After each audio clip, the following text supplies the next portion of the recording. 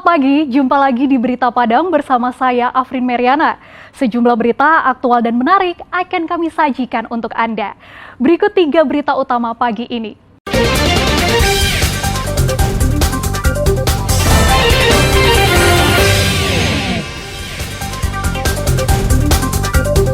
Harga cabai di pasar tradisional Sikabau, Darmasraya, alami kenaikan.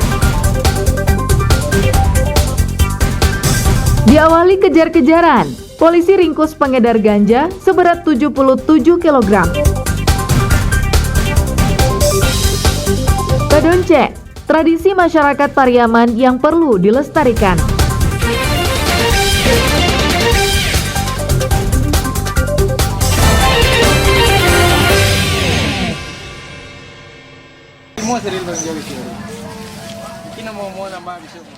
Sejak sebulan lalu, harga cabai di pasar tradisional Sikabau mengalami kenaikan lebih dari 50%. Sebelumnya cabai dijual Rp30.000 per kilogram. Kini naik Rp20.000 menjadi Rp50.000 per kilogram. Tak hanya cabai merah, cabai rawit juga naik Rp10.000 per kilogram. Dari Rp30.000 per kilogram menjadi Rp40.000 per kilogram.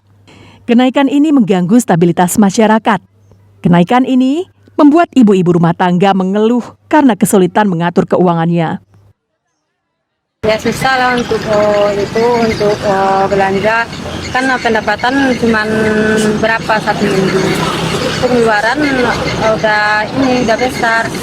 Biasanya cabai 15.500, terus sekarang kan udah naik, udah jadi 25,5, udah jadi 50 1 kilo.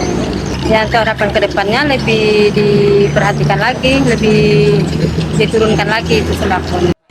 Kenaikan harga cabai juga dikeluhkan pedagang di pasar tersebut karena omsetnya turun hingga 30%. Meski tetap diburu konsumen, namun jumlah pembeliannya berkurang. Biasanya ibu-ibu membeli 1 kilogram cabai, kini berkurang menjadi 1/4 kilogram saja. Menurut pedagang, kenaikan harga komoditi ini akan terus naik karena faktor cuaca buruk. Ibu-ibu yang belanja ke pasar kan terkejut gitu kan, pasokan kurang masuk dari daerah lain, luar daerah, terus cuaca juga agak musim hujan gitu. Kalau penjualan merosot ada sekitar 30%-an merosot. Nah, masalahnya di biasa harga 30, sekarang di harga 50 kan. Kalau harapannya harganya agak turun lah, berkisar di harga 40-35-an harga cabai merah. Warga berharap pemerintah melakukan operasi pasar agar harga cabai kembali turun. Eko Pangestu melaporkan dari Darmasraya.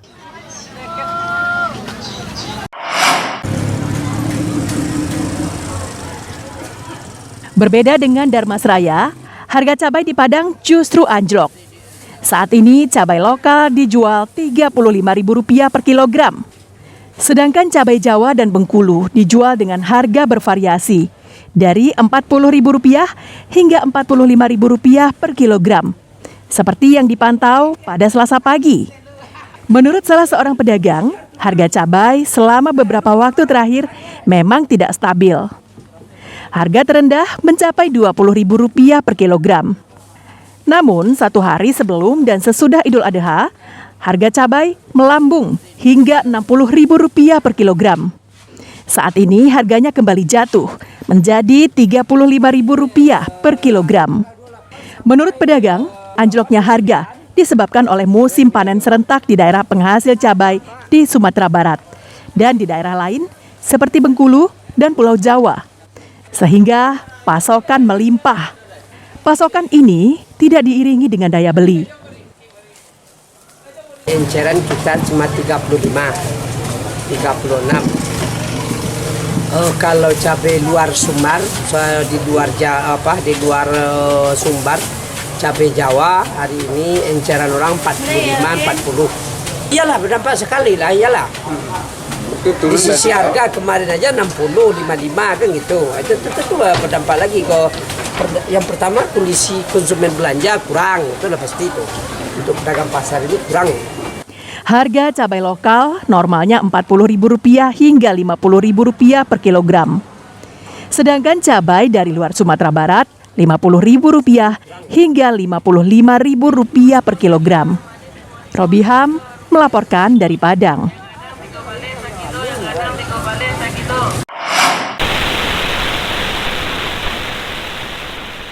Belasan sepeda motor terpeleset dan jatuh saat melintas di tanjakan Ngarai Siano, tepatnya di Jalan Binuang, Kelurahan Kayu Kubu, Bukit Tinggi. Peristiwa itu terjadi akibat minyak solar yang berceceran di jalan, membuat jalan licin. Dalam rekaman kamera pengintai, terlihat pengemudi sepeda motor mencoba menghentikan laju kendaraannya, tapi hilang kendali dan jatuh.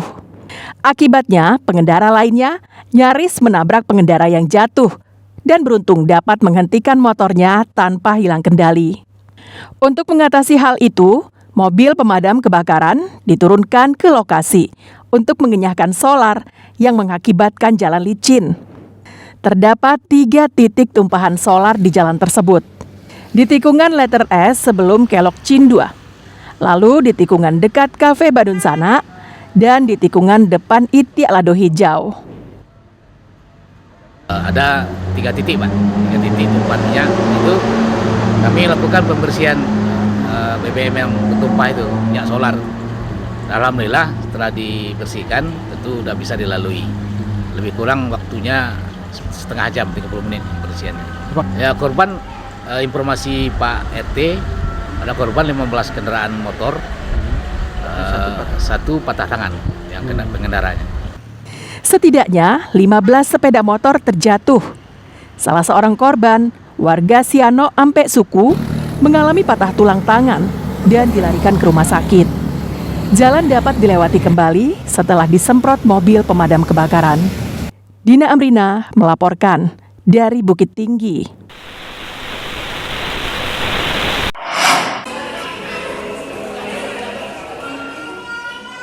Pada musim liburan sekolah pertengahan tahun ini, tingkat hunian hotel di Kota Padang meningkat hingga mencapai 85%. Mayoritas tamu berasal dari Pekanbaru, Jambi, Palembang, serta Malaysia. Mereka rata-rata menginap 1 hingga 3 hari. Tapi ada juga yang menjadikan hotel di Padang sebagai tempat transit untuk menuju destinasi lain di Sumatera Barat. Tingkat hunian hotel di Kota Padang sudah meningkat sejak kegiatan Penastani pada awal Juni hingga pertengahan bulan Juni. Kondisi ini terus meningkat saat masuknya jadwal libur sekolah. Pemesanan kamar hotel tak pernah sepi. Salah seorang pengelola hotel memprediksi puncak kunjungan akan terjadi di penghujung libur sekolah, yakni pada tanggal 14 hingga 16 Juli mendatang. Diperkirakan tingkat hunian hotel bisa mencapai 100%. Ingin wisata religi, mau melihat Masjid Al-Hakim dan juga insya Allah nanti akan ke masjid Masjid Raya, insya Allah. Kalau dapat tadi ibu dah solat duha, dah solat tahiyatul masjid di sana di Al-Hakim, insya Allah nanti dapat pula di Masjid Raya. Sampai dengan tanggal 17 Juli nanti itu okupansi kita akan mencapai 100% seperti biasanya. Tamu-tamu kita berasal dari Pekanbaru, kemudian dari Jambi, kemudian dari Medan juga ada, Riau ya, dari Kepulauan Riau juga, dari Bengkulu juga banyak ya. Bahkan ada yang terakhir langsung dari Palembang juga cukup lumayan banyak. Gitu. Jadi memang karena Padang sendiri kan mempunyai banyak sekali lokasi wisata yang bisa ditawarkan ya, yang sangat menarik, sehingga mereka betul-betul akan menyempatkan diri untuk bisa datang dan berlibur di Padang. Menurut pengurus harian Perhimpunan Hotel dan Restoran Sumatera Barat, sebagian besar tamu hanya menjadikan Kota Padang sebagai tempat transit sebelum menuju ke daerah wisata lain di Sumatera Barat.